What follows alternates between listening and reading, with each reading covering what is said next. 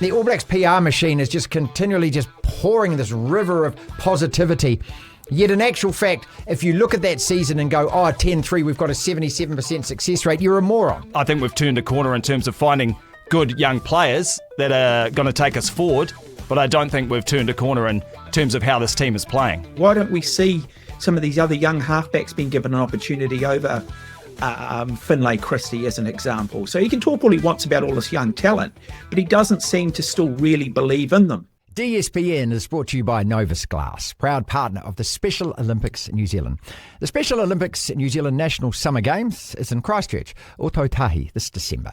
Across New Zealand, Aotearoa athletes, clubs, volunteers and families are getting ready, training, supporting each other and celebrating as the flame of hope travels down the country. Text Novus to 3598 to support our athletes. That's Novus, Novus, to 3598 to support our incredible athletes at the Special Olympics in Christchurch, Otautahi, this December. Notice it, Novus it. Welcome to the DSPN. Team New Zealand's in trouble. Goal! He's done it again, Ricky Herbert. The Devlin Sports Podcast Network.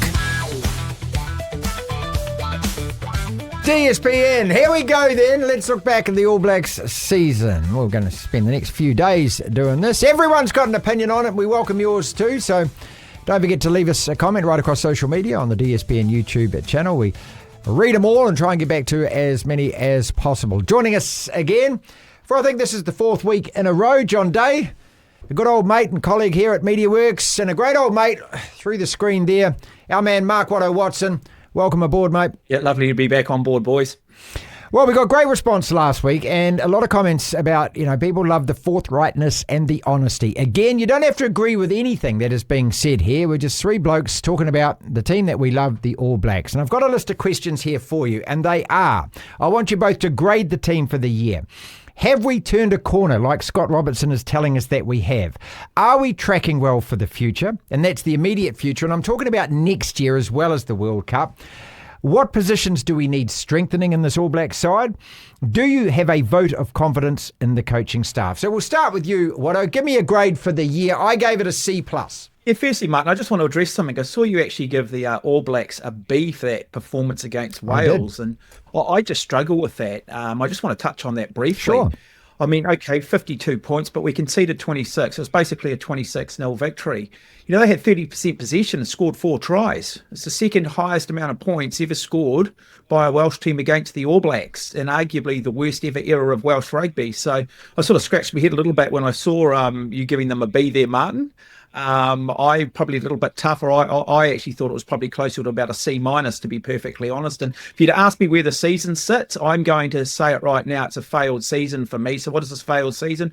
Is it a 4 out of 10? Is it a D? I'm not sure what categorises a failure these days. But look, it's a failed season because of the 3 losses. They were big losses for me. I mean, record loss to South Africa, the worst loss in All Black history. Obviously, Argentina for the first time way in Argentina. As I've said, I just don't think we should be losing to Argentina when you compare the resource of both countries and you see where the All Blacks sit in this country, the resource put at it. And then obviously that really disappointing win against England where, been peaking at that time of the year. And when I think you look at the victories, I think you can pick some of the opposition apart in terms of maybe not being quite the French teams that we expect, the Wallaby teams of yesteryear, Ireland first game of the season for them.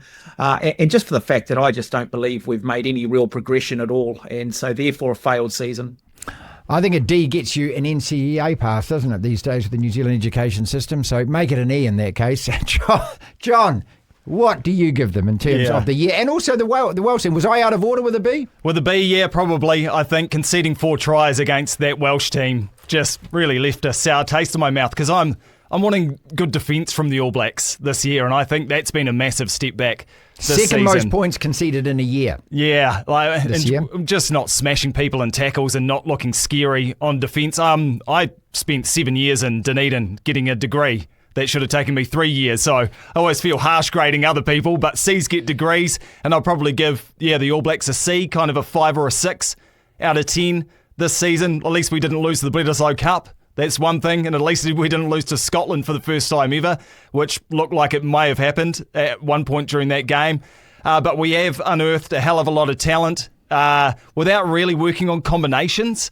we're not really doing that with this All Blacks team. This project of wanting to get 4 players deep in every position, I think, is costing us in terms of combinations and players looking lost when they're playing with each other, especially on defence in that Welsh game. There was a lot of combinations or conversations, I think, in that backline especially, where they were getting let down when Ruben Love missed that tackle and got burned on the outside. I just don't think players were used to playing with each other, and that's something I'd like to see worked on over the next 2 years. I think we've found our player pool now, and we need to start working on the combinations for the next couple of years. Have we turned this corner, Mark, as Razor suggests? And he says that he talked about player depth and he talked about combinations. I agree with John, because I actually think, especially in that midfield combination, I don't know why when we had Tupaia and Leicester against Scotland, we didn't double that down against England, and then they would have played, perhaps I would have given them 3 tests in a row. It was a sympathy selection, really, wasn't it, with Rieko Ioane? Did he deserve to start that game? No, but he's 86 Test All Black and he's signed on to the next World Cup, so it was like, here you go, mate, don't get the pip, here's a start, which is probably not what you should do at All Blacks level. Have we turned a corner, Mark? And if we have, where is the corner, and how far around that corner are we? No, we haven't turned a corner at all. I think it's just PR. I think it's these guys trying to justify their jobs, trying to put a spin on it. We haven't turned the corner at all. Does anyone honestly believe that we've seen an upward trajectory from this team? I don't think we have. Is this team any more improved from the side that we saw last year? I don't think it is. Same thing, same errors, same mistakes. If we turned a corner, we wouldn't have conceded 4 tries to a Welsh team that only had 30% possession. If we turned a corner, we wouldn't have lost to England. Yeah, I think that's fair. If we'd turned a corner, we would have, I think, beaten Australia more comfortably. I don't think we would have got blown off the park in Wellington against South Africa the way we did. I don't know how you can say we have turned a corner. We've got the same players still doing the same dumb things. Discipline was a problem last year. Discipline's been a problem this year. We've still got a clunky backline. We had a clunky backline last year. It still looks completely out of sync this year. We've still got an All Black captain who I just don't think has the ability to make decisions and understand the game in those split seconds, in those moments, exactly the same as last year. We've still got exactly the same sort of coaching group in there. How can you turn a corner? I mean, it's the same old thing, isn't it? It's a great line. Definition of insanity is doing the same thing and expecting a different result. I'd love Scott Robertson to actually have someone in the media question him. So how have we turned this corner, Scott? You can talk about player depth all you want. That's nonsense. I didn't realise the All Black mantra was about development. I said it last week. We brought more young players through. That's just such a cliched comment. The other comment is, we're building nicely to the Rugby World Cup. We've brought young talent through. That's the sort of nonsense and garbage I expect to probably see on somewhere like The Breakdown when they try and put a positive on it because you sort of feel like they're a PR firm. I'm over it. We haven't turned a corner. Does honestly anyone believe we've turned a corner? John, no. Do you believe we've turned a corner? No. Look, I think all three of us are going to say the same thing here. That I don't think we have turned a corner. And for me, it's defined by the fact that we got shellacked by England. England have overtaken us on the outside. We keep hearing this. England are 12 months ahead of where you guys are at the moment. Well, hang on. Last year we beat England. And the year before that, we had a draw against England, 2022 was it, and we threw that game away when we actually should have closed it out. And I think that result probably defines for me, no, we haven't turned a corner. Yeah, and when we do turn a corner, I think we solved our discipline issues to a point. I think in the last 6 or 7 tests, there's only been 1 yellow card to Cody Taylor, which was, was it actually a yellow card? It was pretty stupid, but was it a yellow card? But in doing that, it seems like we're scared to really smash people with physical violence that you need in top-level Test rugby. And when you hold back and let teams come into your 22, you concede points. So we're scared to receive cards, and therefore our defence isn't as good as it should be. So we're going down one dead end, doing a U-turn, coming back to another dead end. We're just creating problems by solving other problems, which is, for me, a coaching issue. It's not a player issue. I don't think we've got I think we've turned a corner in terms of finding good young players that are going to take us forward, but I don't think we've turned a corner in terms of how this team is playing. All right, well, before we get on to the coaches, let's talk about that bit because I think that's important as well. How are we at the moment in terms of player depth? I actually think we've got a pretty good pool. I agree with you, a pretty good pool of players. I like our tight forwards. I like the depth there. I like the depth and lock. I don't think we found our A-team loose forward combination yet, but we've got a host of names there. Where I really start to worry is 9, 10, 12 and 13. Because if you take Roigard out of there, we're at C. and we don't have a first five at the moment who even the coaches have full confidence in, right? And then the midfield combination, well, it's almost like they stumbled across this by accident because Geordie's injured. The back three we're talking about at the moment have perhaps been Caleb Clark, Jordan, maybe Geordie comes back to 15. Again, that's been stumbled across because of... So, first question before we get to the coaches, have we actually got the players at the moment, Mark, and do you believe that the depth is there? Sub-part of that is, where are you worried about in terms of the positions, and where can we and do need strengthening? It's interesting though, isn't it? Scott Robertson says we've turned a corner, look at the young players we've brought through, but has he? I mean, he's named them, but does he genuinely believe in them? I look at that test against Wales. You know, what I wanted to see Ruben Love play at 10. I knew how Ruben Love was going to play at fullback. Why didn't Caleb Tangitau get an opportunity on the wing, come out of the All Black 15? We know what Sefi Reece can do. But if we've got so much depth in young talent, why aren't we prepared to play these guys? And that's the sort of stuff I wanted to see. Why don't we see some of these other young halfbacks being given an opportunity over Finlay Christie as an example? So he can talk all he wants about all this young talent, but he doesn't seem to still really believe in them. Where are we still weak? Look, I still think we're probably weak in most positions, to be honest. I think we're strong at lock. I think we're strong at hooker. I think we've got the loose forwards there, but I'm not sure that we've worked out the exact combinations just yet. Obviously, midfield is a major issue. Centre is still a big issue for me. I would probably...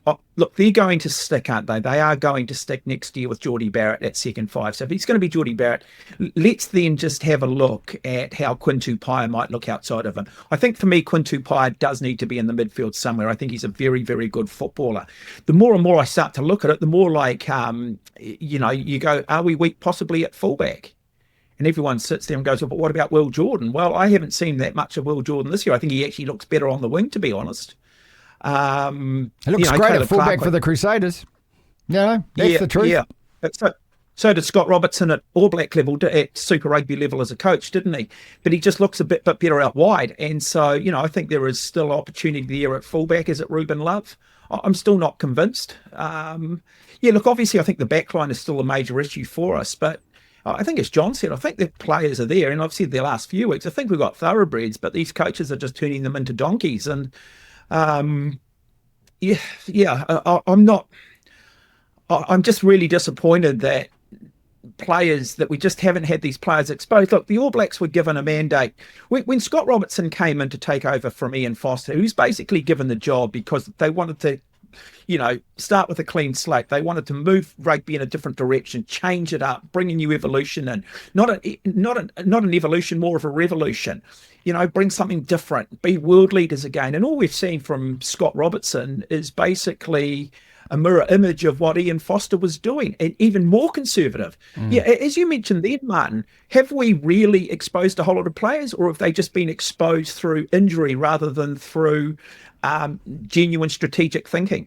Well, there's always that balance, isn't there? And this is with All Black Rugby. I know that other teams, the Springboks, have got their own way of doing it, but we're a team that can't go out there and play 15 brand new players and lose a test match to Australia. We can't do that. That's not the All Black thing. That's not how we actually play. So there is a real balancing act, and I'll cut them slack on that. But at the same time, there are matches where you do think that was the opportunity. Yeah. I was really disappointed when I saw Anton Leonard-Brown and Rieko Ioane named. Both of these guys have played 80-something tests for the All Blacks, and you would struggle, and I'm not being mean, but you'd struggle to name 5 of them where they've been outstanding, and especially with Rieko Ioane in the last 2 or 3 years, they just haven't elevated to another level. Their skill sets haven't improved. No team in the world looks at those guys, I'm not picking on them, but them at the centre and goes, wow, that's a scary combination. We really have to readjust our defensive thinking because of that. You know what they're going to do. They're not going to beat men with pace. They're not going to bust through the line. They're not going to create anything that you just think that's a wonder play or anything like that. So I think the opportunity was probably lost against Wales. Yeah, coaching with confidence, right? Rassie Erasmus is able to do it because he's coaching with confidence. They change their team often, the Springboks, and come up with the same performance, essentially, and the same result. Well, he did it in Wellington, John, after they got beaten at Eden Park. He changed that Made team. Massive changes, and we're all like, what are you doing, mate? Exactly. Bringing all these young guys who are just as good, if not better, than the old guys, like Sasha Feinberg and Gomazulu. How he wasn't nominated for World Rugby Player of the Year, I'll never know, but he was incredible. So, but you got Scott Robertson, who knows he's one loss away from losing his job. Lose that game against Wales. Oh. You're gone, Burger. Well, aren't you? yeah, I mean, I just think that he would have been under more pressure than he is now. And every loss he gets looks like a scrutinised. guy and feels like a guy and sounds like a guy to me that is under real pressure. Yeah, one but- of the things that he did say last week, sorry to interrupt you, but one of the good. things he did say last week was, he keeps this, we're learning, and he's talked about the assistant coaches, but I get the feeling that he has actually been quite shell-shocked over the last couple of years about the difference between coaching the All Blacks and coaching any other position that he may have considered. This is a world apart. You are under scrutiny. It's like the England football coach or whatever. There is no room for error and mistakes. And I think that is actually taking a little bit of a toll on him. And his if he has response lost to his questions confidence as well. Like when I asked him on that Zoom call, is this team, going forward, backwards or stagnating? And he said, that's a loaded question. Then he got answered to ask the question, this team's under pressure by a TVNZ reporter up in the Northern Hemisphere. He's like, oh, that's a bit dramatic. When he's in his bubble, he's like, oh, all things are going well I'm talking with my mates and we're all saying we've turned a corner. But back here, we're all like, what's going on with this All Blacks team? So I think when all the players are fit, it's quite easy to pick the All Blacks 15. I think Tupova'i is our 6. I really want Tyrell Lomax back at loose head, tight head prop to shore up the scrum. And at 13, I think you got to go Lester Fainga'anuku, even though he's got some defensive frailties. I think he's the guy there. Behind Roigard is a massive problem. I think Imoni Narawa, from not playing, his stocks have gone up on the right wing. I want to see Will Jordan retained at fullback. So Narawa, Caleb Clark, Will Jordan, I think, is a safe trio under the high ball. Geordie Barrett stays at 12, and Richie Mo'unga is the big one who returns at 10. And maybe that will give Scott Robertson the confidence he needs, being with a guy who's won him 7 Super Rugby titles. Where do you sit with the coaches then, Mark? I mean, you've made it pretty clear in the past, you don't give them a huge vote of confidence. What needs to happen, though? I mean, it's just too easy to sit here and go, okay, well, that's not working. But, I mean, who needs to come in or who needs to go, or does a rejig need to happen here? Because I kind of feel that I think the bubble thing is a real problem with the All Blacks at the moment. And the players talk about this, within our circle, we don't listen to any outside noise. You need to hear some outside noise because the All Blacks social media is just a gush fest. And the All Blacks PR machine is just continually just pouring this river of positivity. Yet in actual fact, if you look at that season and go, 10-3, we've got a 77% success rate, you're a moron. Because it's not about that. I mean, the rest of us can see cracks in this, and it's quite obvious to the rest of the world because they don't care about the 10 wins. They look at the losses and go, "How vulnerable are you?" That's what they think. So where do you sit in terms of the coaches, in terms of next year especially, and then going into the World Cup? Well, just listening to John sort of rolling off the players that, he thinks that are outstanding would be in this All Black team and, bar injury. And he's right. And so I think we've got the players. I've always said that in this country. And I said it the other week, when you see those New Zealanders like Jamison Gibson Park not good enough going into an Irish environment and becoming world class, it says to me that they've got the structure right in places like Ireland and South Africa. And so I think we've always had the playing depth, and therefore I'm not concerned about, other than maybe centre, I think we've actually got the depth. So put that to one side. So therefore you do have to bring it back to coaching, Martin. Now look, and I sort of said this in the last episode, but go back to South Africa 2017 in September. They lost 57-0. In March 2018, they appointed Rassie Erasmus, 18 months out from the Rugby World Cup, and they ended up winning it. And so this mentality, it needs to be a 4-year cycle, it's too late to make the change, is absolute nonsense. I would just make the change. Scott Robertson's not a coach. He's actually described himself as a culture coach. This is the vision now. I'll bring everybody in to carry out that vision. I want a hands-on coach. I want somebody who's actually at the coalface, there at the scrums, doing some of the technical stuff, making sure there's that cohesion between the forward pack and the back line with your assistants. Okay, that's not him. So if it's not him, let's get rid of him. The other guy that definitely needs to go, and I think Gregor Paul highlighted this in his article during the week too, that's quite clear that the actual coach at the moment is Scott Hansen. And I just sit there and go, Scott who? Never really heard of you, mate, prior to having a role within the Crusaders. And now you're ultimately running the show. We didn't give you a mandate, mate. No one came to me or the public and said, hey, we want Scott Hansen as our All Black coach. I mean, it's absolutely ridiculous. So I want a complete clean out. I do. I've said this before. I want Jamie Joseph in control. And I just want Jamie Joseph then to bring the guys in that he wants to get this job done. Hopefully not 6 or 7, hopefully just sort of 2 assistant coaches and some technical coaches. I've stuck on that. I believe in that. I think if we don't make the change, we lose the next Rugby World Cup. And if David Kirk and these guys, or whoever run this review, can't make the tough call and we end up losing the World Cup, I think they should also be held accountable on this. The one guy that I want to see back in this All Black environment, who I think we underestimate his value, is Darren Shand. Darren Shand needs to be somewhere back in this mix, whether it be as part of a high-performance panel who almost is an advisory role overseeing it, as was suggested again by Gregor Paul in this New Zealand Herald article. But I think he's got to be somewhere in the mix. I think he's just got too much knowledge, too much IP there in regard to the culture, which, Scott Robertson's trying to do. Scott Robertson is not Darren Shand. All right, for everyone who's watching this and goes, my God, this is a bit of a moan fest and all you guys, you're pretty negative about all of this. How do you counter that? And that, I like to remind people that, I do believe in the players and I do actually think we're not too far off, given the fact that we beat South Africa this year. It says to me we are capable of beating the best sides in the world, but we have to eliminate the bad days. And we're having too many of these bad days. We've had 7 of them in the last 2 years. And all year we've been looking for an emphatic All Black performance, a statement performance, like the Springboks did to us. What I look for in international rugby is how do you bounce back? And our bounce backs have been losses.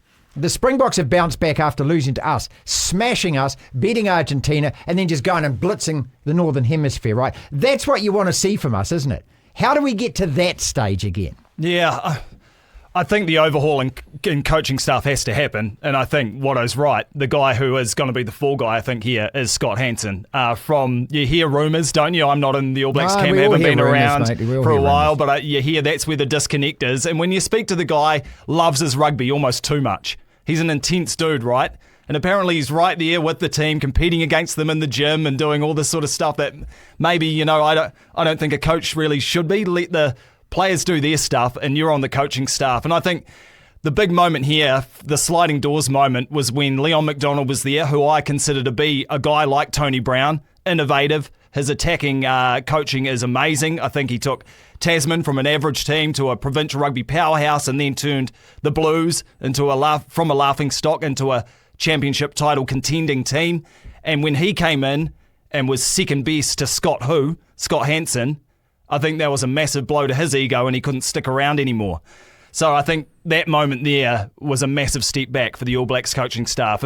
I'd love to see Leon McDonald back, but I think that bridge has been burnt a couple of times, once at the Crusaders, once at the All Blacks. So you've got to have a look around the world and who's available. And I'm not sure too many great guys are available in terms of attack coaches with Tony Brown in South Africa. And we need a defence coach. Tamati Allison's a great young coach, but this is not the place to learn. No, it's not the place. No, and we need a guy who... Hey, Martin. Sure. Martin, I was just going to say, for those that sit there and, do say, oh, look, you guys are doom and gloom merchants. And they don't, and maybe people, I know that a lot of people that comment and watch this come out of South Africa, but you've got to understand that, the All Blacks is a brand and it's a very powerful brand. It's the cash cow for New Zealand rugby. It's based on our winning record.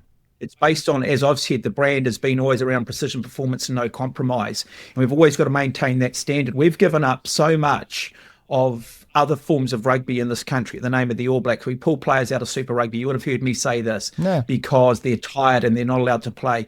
We don't see our players really playing in the NPC anymore. What used to be a world-class competition now is a third-rate comp. We got rid of South Africa out of Super Rugby. As I said, our top All Blacks don't. So it's not what it once was either. So everything's been put into the All Black basket. And so we as fans have to be asking for this All Black team to be the very best. Yeah, if of course, you're going, but the players are asking for that too, Mark. I mean, don't think for a second the players don't want that as well. I'd look and don't think for a second New Zealand Rugby doesn't want this as well. Everyone connected with the sport in this country wants the All Blacks to be at the top of the tree. There's no one. I mean, but do they, Martin? Do they, Martin? I of course I believe that. Comments going, 77% winning record. Have you ever played the game? Let's put some perspective on that.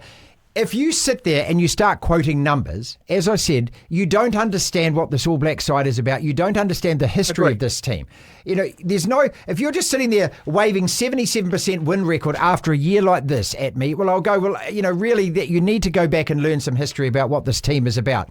What is it? It is about? Is it about looking at how we are playing, against what opponent, under what circumstance? That's the judgment. Otherwise, you can sit there and say 10-3. Oh, we've had a great season.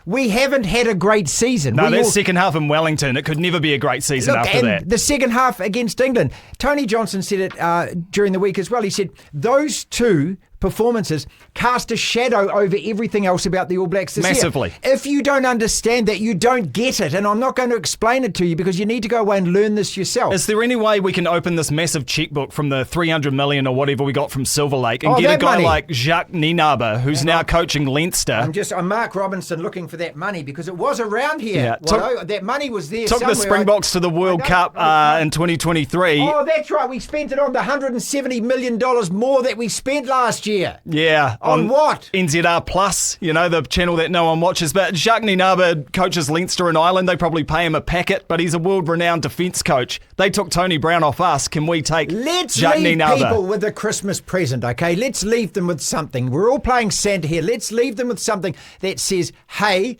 here is hope, a bright future. We've got next year to look forward to with an amazing tour of South Africa. This Nations Cup I'm really looking forward to because of the quality of the opponent. I don't care about the gimmick of what it is. I just like the fact we're playing all Six Nations side. So we've got really meaningful games next year. Yeah. So finish on something, Mark, that puts cheer and love in the world of an All Black fan for me. Be Martin. I'm going to be the Grinch. I think I'm going to be the Christmas Grinch. I don't want cold turkey from you. Look, we've got a new board. We've got David Kirk at the helm. We're going to do an All Black review. And for the first time in history, we actually have the balls to make the tough decision. We get a coaching change 2 years out. We've got some hope. John? Coaching changes don't fix our problems, but Richie Mo'unga does. He's under the Christmas tree. He's waiting for next year. We're going to break the rules to bring him back for that tour of South Africa, and it's going to be 1996 all over again. The AB's going to bring it home, thanks to Richie. Merry Christmas to you then, All Blacks fans. Leave us a comment as always. I appreciate you guys very much. We'll do this again next week. Huge thank you to Novus Glass for sponsoring this episode of the DSPN and for being a proud partner of the Special Olympics New Zealand. This December, over 1,200 incredible athletes, along with hundreds of volunteers, coaches and other support staff, will be making their way to Christchurch or Tautahi for the Special Olympics New Zealand 2025 National Summer Games. Novus Glass is proud to be supporting something special, and you can help support the athletes too by texting Novus to 3598. That's Novus, Novus 3598. Thanks again, Novus Glass, for supporting us here on the DSPN. Windscreen, crack or chip, notice it, Novus it. DSPN.